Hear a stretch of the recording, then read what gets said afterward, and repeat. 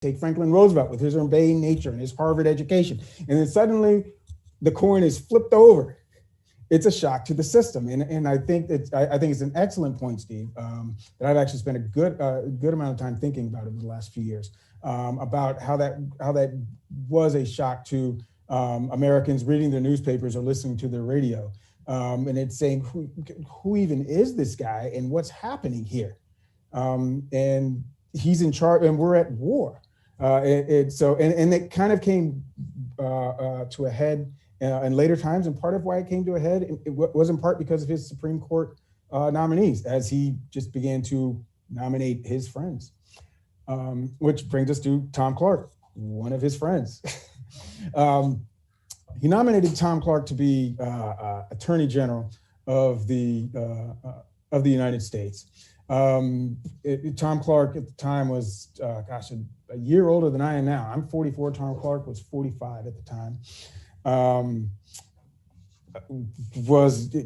Clark had been an unexceptional law student, and actually had ended up in Washington by accident. And that Franklin Roosevelt had wanted to hire Tom Clark's older brother, who was an exceptional law student and a big shot lawyer, and was, by all accounts, on his way to doing grand things.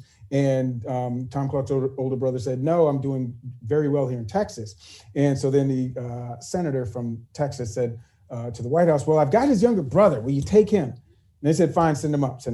And they gave Tom Clark initially something of a lackey job in the Department of Justice. But Clark worked his way up. What he might have lacked in perhaps academic ability, he certainly made up for in work ethic. And he became Truman's Attorney General and became very successful in being an aggressive Attorney General, in part because he recognized that he was not the best lawyer in the building. And so what he did was manage the Department of Justice and say, what can we do to advance the administration's agenda? Now we expect that of our attorneys general.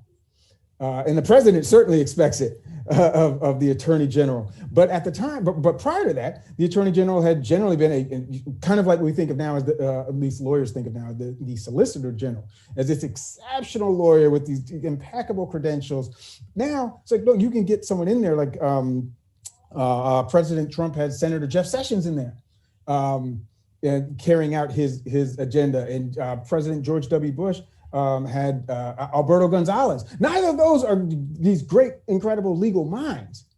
They were effective, though, for the time in which they were there in carrying out the president's agenda.